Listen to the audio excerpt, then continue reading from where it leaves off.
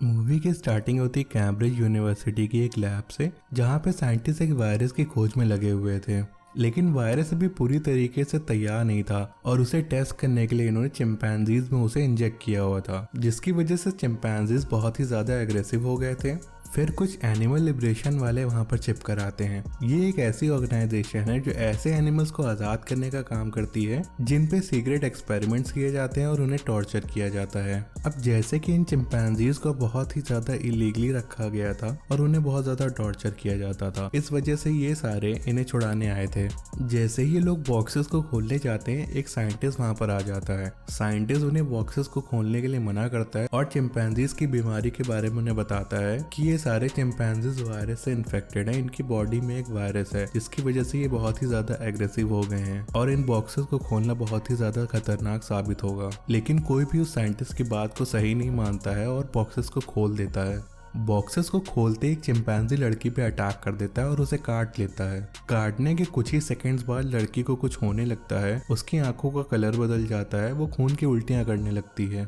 कुछ खून उसके साथियों पर गिरता है और उसकी वजह से वो भी इन्फेक्टेड हो जाते हैं। इससे पहले कि साइंटिस्ट कुछ कर पाता, वो साइंटिस्ट को मार देते हैं। दोस्तों, ये वायरस जिसकी भी बॉडी में जाता है उसके गुस्से का लेवल बहुत ही ज्यादा बढ़ जाता है। जानवरों और इंसानों के दिमाग में काफी अंतर होता है, जिसकी वजह से ये वायरस इंसानों के दिमाग पे 2 गुना ज्यादा असर दिखाता है और उन्हें पागल कर देता है। थोड़े टाइम बाद वो सारे ज़ॉम्बी में कन्वर्ट होने लगते हैं। ये वायरस ब्लड और सलाइवा के थ्रू फैलता है और एक बार इन्फेक्टेड होने के बाद इंसान ज़ॉम्बी में कन्वर्ट हो जाता है। जब एक इन्फेक्टेड ज़ॉम्बी किसी दूसरे नॉर्मल इंसान को काटता है तो थोड़े ही सेकंड्स में वो भी ज़ॉम्बी में कन्वर्ट होने लगता है। इस वायरस ने धीरे धीरे पूरे शहर को और उसके बाद पूरे देश को अपने कब्जे में ले लिया था। अगला सीन 28 दिन बाद का होता है। 28 दिन के बाद हम जिम नाम के एक आदमी को लंदन के हॉस्पिटल में एडमिट हुए देखते हैं। जिम कोमा में था और 28 दिन के बाद उसकी आंख खुलती है। जब वो उठता है तो देखता है कि हॉस्पिटल में कोई नहीं है और सारी सुविधाएं तितर बितर पड़ी हुई थी। उठने के बाद वो देखता है कि पूरा हॉस्पिटल खाली है। बाहर आने के बाद उसे पता चलता है कि पूरा शहर बिल्कुल सुनसान है और वहाँ पर कोई भी इंसान नहीं दिख रहा था। पूरा शहर बिल्कुल तहस नहस पड़ा हुआ था, जैसे वहाँ पर दंगे हुए हों। दीवारों पे हजारों लोगों की मिसिंग फोटोज थी जो गायब थे। ये सब देख के वो बहुत ही ज्यादा घबरा जाता है। थोड़ी देर बाद वो एक चर्च जाता है, लेकिन चर्च की हालत तो उससे भी ज्यादा खराब थी। चर्च के अंदर तो मरे हुए लोगों की लाशें पड़ी हुई थी, वो सारी सड़ चुकी थी। जिम को कुछ भी समझ में नहीं आ रहा था कि ये सब क्या चल रहा है। वो कंफ्यूज हो जाता है कि ये सब सच है या फिर उसका कोई वहम है। कि तभी उसकी तरफ फादर लंगड़ाते हुए आते हैं। उनके मुंह से खून निकल रहा था और वो अजीब सी आवाजें निकाल रहे थे।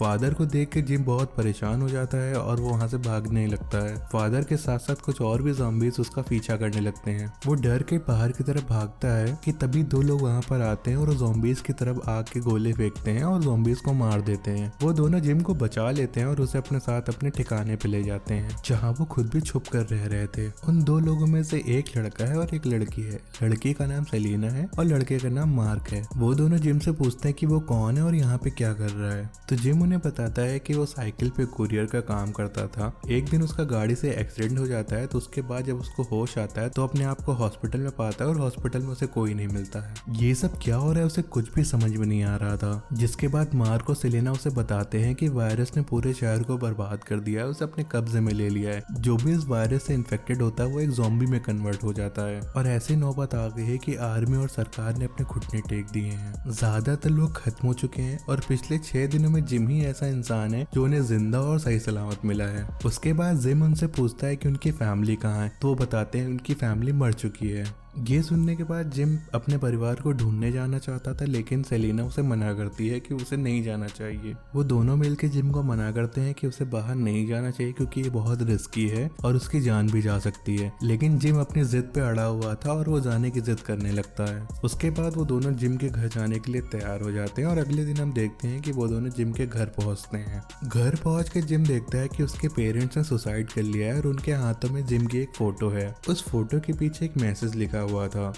Gym, with endless love, we left you sleeping. Now we are sleeping with you. Don't wake up. इस लेटर को पढ़ने के बाद जिम बहुत ज्यादा दुखी हो जाता है और इस सच्चाई को एक्सेप्ट करता है कि उसके पेरेंट्स अब दुनिया में नहीं रहे, और फिर इस आज की नई दुनिया में जीने के लिए वो खुद को रेडी करता है। उसके बाद वो तीनों जिम के ही घर में एक रूम में रुक जाते हैं, क्योंकि अगर अपने ठिकाने पे पहुंचने के लिए वो निकलते तो रात हो जाती और उन्हें रास्ते में ही रुकना पड़ता। वो तीनों एक रूम में सो रहे होते हैं और तभी उनके ऊपर ज़ॉम्बीज अटैक कर देते हैं। वो ज़ॉम्बीज जिम के पड़ोसी थे, लेकिन अब वो इन्फेक्टेड हैं और वो जिम के ऊपर हमला कर देते हैं। उसके बाद ये तीनों मिलकर उन ज़ॉम्बीज को मार देते हैं, लेकिन एक ज़ॉम्बी ने मार्क के हाथ पे काट लिया होता है और सेलिना समझ जाती है कि थोड़ी देर में मार्क भी इन्फेक्टेड हो जाएगा। ना चाहते हुए भी सेलिना मार्क को मार देती है ताकि वो ज़ॉम्बी ना बन जाए। अब बस जिम और सेलिना ही बचे हुए थे। वो दोनों वहां से बचकर बाहर निकलते हैं और रास्ते में उन्हें एक बिल्डिंग दिखाई देती है जिसमें लाइट ब्लिंक कर रही होती है। वो समझ जाते हैं कि उस बिल्डिंग में उनके अलावा और भी लोग हैं जो जिंदा हैं। वो इस बिल्डिंग के अंदर जाते हैं और सीढ़ियों से ऊपर जाने की कोशिश करते हैं। वो सीढ़ियों से जैसे ही ऊपर चढ़ते हैं, ज़ॉम्बी उनका पीछा करने लगते हैं। वो ज़ॉम्बीज उन दोनों पे अटैक करने ही वाले थे कि तभी एक आदमी आके उन्हें ज़ॉम्बी से बचा लेता है और उन्हें अपने घर के अंदर कर लेता है। ये घर फ्रैंक का है जो अपनी बेटी के साथ वहाँ पे रहता है। वो जिम और सेलिना की मदद करता है।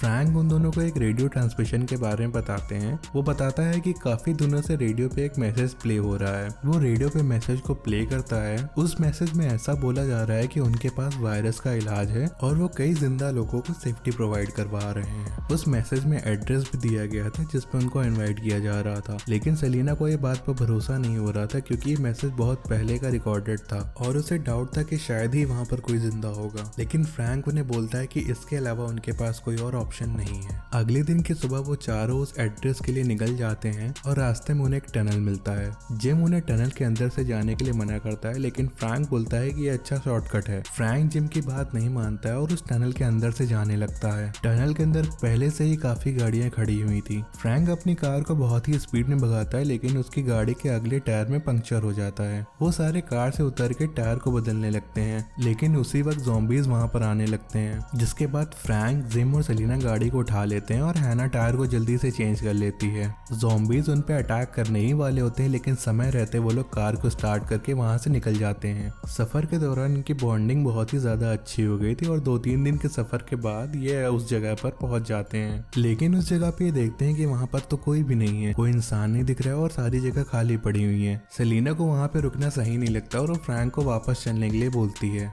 फ्रैंक निराश होकर वहां बैठ जाता है। वो लोग वापस जाने ही वाले थे कि फ्रैंक देखता है कि एक कौवा ऊपर एक डेड बॉडी को खा रहा है और उसको देखने के लिए वो जैसे ही ऊपर देखता है तो खून की एक बूंद उसकी आंख में गिर जाती है। वो लोग समझ जाते हैं कि अब फ्रैंक को भी इन्फेक्शन होने वाला है। उसकी बेटी हैना फ्रैंक के पास जाने की कोशिश करती है, लेकिन फ्रैंक उसे मना कर देता है। जिम फ्रैंक को मारने ही वाला था, लेकिन तभी एक आर्मी मैन फ्रैंक को शूट कर देता है और बाकी बचे हुए लोगों को जीप में बैठा के वो अपने साथ ले जाता है। कैंप के अंदर इन तीनों की मुलाकात मेजर हेनरी से होती है। मेजर हेनरी इन तीनों को यकीन दिलाते हैं कि वो तीनों यहाँ पर बिल्कुल सेफ हैं, क्योंकि इन लोगों ने चारों तरफ से एक सुरक्षा का घेरा बिछाया हुआ है जिससे कोई भी ज़ॉम्बी अंदर नहीं आ सकता है, और अगर गलती से कोई ज़ॉम्बी अंदर आ भी जाता है तो ये लोग उसे मार देते हैं। बातों बातों में इन्हें पता चलता है कि इन लोग के पास इस वायरस का कोई इलाज नहीं था। इसके बाद मेजर हेनरी इन्हें एक ऑफिसर मिलर से मिलाता है जिसको इन्होंने जंजीरों में पकड़ के रखा हुआ था। ऐसा इन्होंने इसलिए किया था क्योंकि मेजर मिलर वायरस से इन्फेक्टेड थे। इन लोगों ने उसे इसलिए पकड़ रखा था क्योंकि इसके थ्रू वो इस वायरस के इन्फॉर्मेशन को निकाल सके और ये जान सके कि ज़ॉम्बी बिना खाए कितने दिन तक जिंदा रह सकता है। इसके बाद वो लोग रात में डिनर कर रहे होते हैं, तभी एक ब्लास्ट की आवाज आती है। वो लोग समझ जाते हैं कि ज़ॉम्बी उनके एरिया में घुस चुके हैं और वो तुरंत तैयार हो जाते हैं। बाहर जाके वो सारे ज़ॉम्बीज को मार गिराते हैं। जब वो फौजी ज़ॉम्बीज को मार कर अंदर आते हैं तो उनमें से एक सेलिना के साथ बदतमीजी करने लगता है। जिम सेलिना को बचाने की कोशिश करता है, लेकिन तभी मेजर हेनरी वहाँ पर आ जाते हैं और वो फौजी को पीछे हटने को बोलते हैं। इसके बाद ये पता चलता है कि मेजर और आर्मी ने झूठा ट्रांसमिशन फैलाया था जिससे लोग वहाँ पर आए और उनके साथ आई लड़कियों के साथ वो जबरदस्ती कर सकें। उनके इस गंदे इरादे को जानने के बाद जिम तुरंत वहाँ पे सेलिना और हैना के पास जाता है उनको बचाने के लिए और उनको लेकर भागने लगता है। लेकिन तभी मेजर हेनरी के लोग वहाँ पर आ जाते हैं और जिम के ऊपर अटैक कर देते हैं और वो बेहोश हो जाता है। बट वहाँ पे एक ईमानदार आर्मी मैन आता है, सार्जेंट फैल्कन। वो इन लोग को बचाने की कोशिश करता है, लेकिन मेजर के आदमी उसे भी पकड़ लेते हैं और फिर उसे और जिम को एक रूम में बंद कर देते हैं। रूम में सार्जेंट जिम को बताता है कि ये मेजर हेनरी पागल हो चुका है और ये वायरस 100 मील से ज्यादा दूर तक नहीं फैल सकता है। उसका मानना है कि वायरस समुंदर को पार नहीं कर पाया होगा।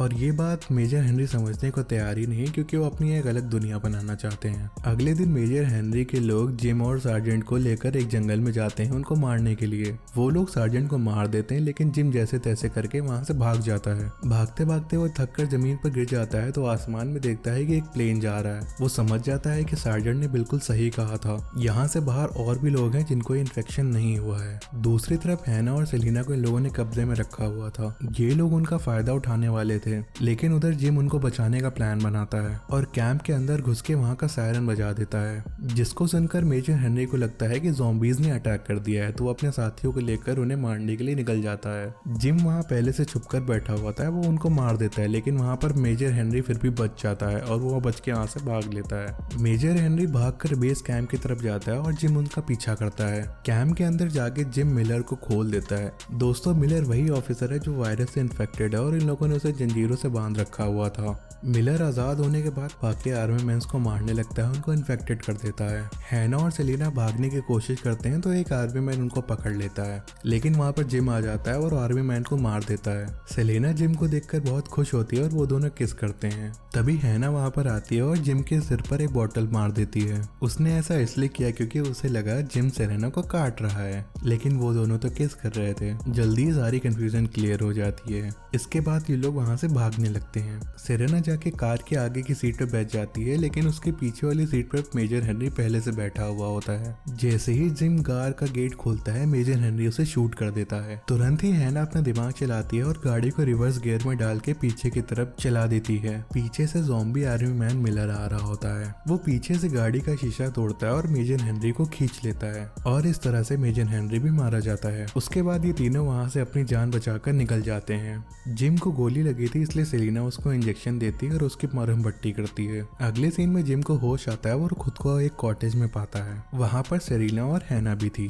फिर ये तीनों आसमान में एक आवाज सुनते हैं और बाहर जाकर देखते हैं तो एक एरोप्लेन वहाँ पर होता है। सेलिना और हैना ने कपड़ों का इस्तेमाल करते हुए जमीन पर एक इंडिकेशन बनाया था, जिसको एरोप्लेन देख लेता है और इन तीनों को बचा लिया जाता है। सो दोस्तों, इस तरह से इस मूवी का एंड होता है। अब आप मुझे कमेंट करके जरूर बताइएगा कि आपको ये कहानी कैसी लगी, और जाने से पहले मेरे चैनल को प्लीज सब्सक्राइब जरूर करें। Thank you for watching. Till then, bye bye.